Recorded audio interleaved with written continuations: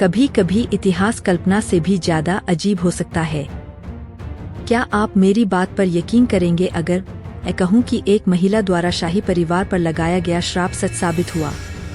हाँ, उस एक श्राप की वजह से तलकाडू शहर रेत में दब गया और मलंगी शहर पानी में डूब गया। रॉयल वोडेयार परिवार में सिर्फ दूसरी पीढ़ी में ही बच्चे हो सकते थे।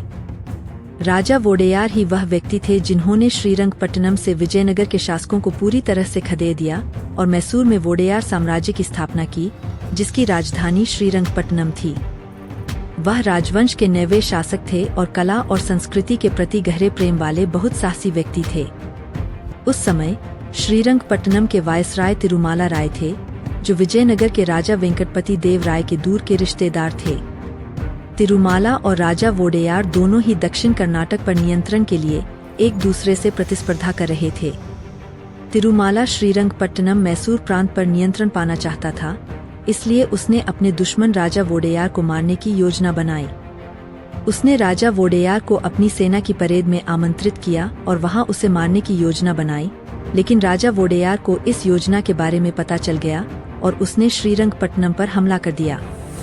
इस युद्ध में तिरुमाला ने अपनी जान गंवा दी और श्रीरंगपट्टनम राजा वोडेयार द्वारा कब्जा कर लिया गया। तिरुमाला राय की पत्नी आलमेलम्मा श्रीरंगनायकी की एक भक्त थीं, जो श्रीरंगपट्टनम के प्रसिद्ध आदिरंगा मंदिर की प्रमुख देवी थीं। उसके पास बहुत सारे कीमती गहने थे, जिसमें बड़े बड़े मोतियों से जड़ी एक बरिया नाग की नथ भी शामिल थी। उस समय विधवा महिलाएं बहुत ज्यादा गहने नहीं पहन सकती थीं, इसलिए उसने अपने सारे गहने श्रीरंगनायकी के मंदिर को दान कर दिए। हर शुक्रवार और मंगलवार को भगवान श्रीरंगनायकी को अलमेलम्मा द्वारा दिए गए गहनों से सजाया जाता था, लेकिन वह गहने पूरी तरह से देने के लिए तैयार नहीं थी। उसने गहनों को अपने पास रखा और उन्हें सिर्फ पूजा के दिनों में ही मंदिर को दिया करती थी। मंदिर के अधिकारियों ने गहनों पर पूरा अधिकार मांगा, क्योंकि यह सामान्य प्रथा थी, लेकिन उसने इनकार कर दिया।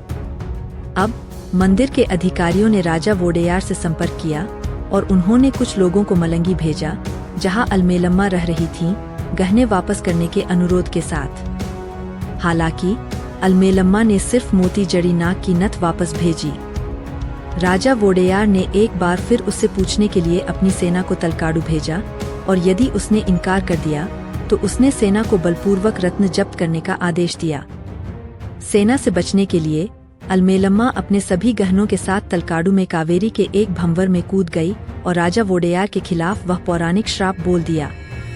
यह श्राप पिछले 400 सालों से लोक कथा के रूप में प्रचलित है।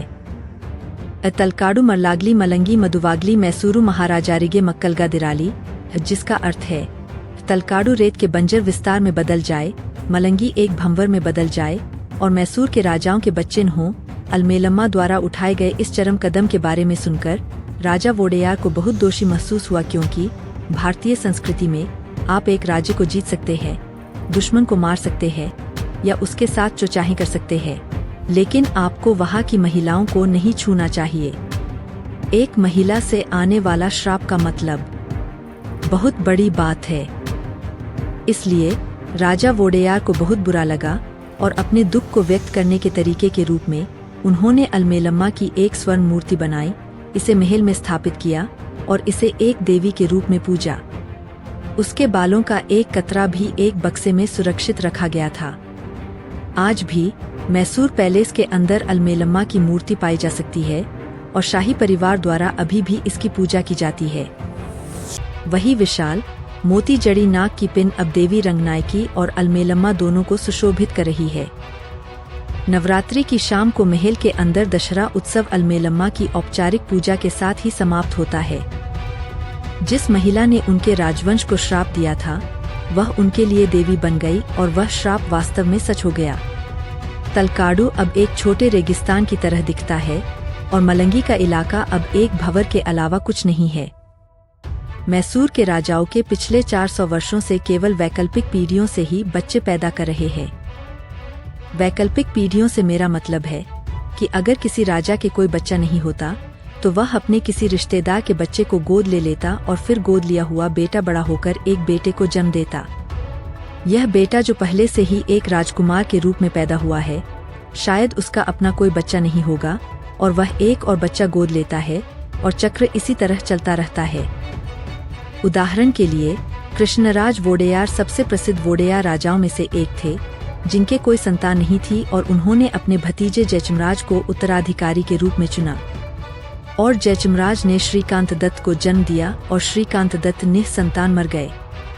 इतिहासकार वीरप्पा ने कहा, अगर हम वैज्ञानिक दृष्टिकोण से देखें तो अभिशाप की कोई गुंजाइश नहीं है, लेकिन अगर आप परिवार के पेड़ को देखें तो 17वीं शताब्दी से 6 शासक के दत्तक पुत्र रहे हैं। वोडेयार भी इसे एक तथ्य के रूप में स्वीकार करते हैं।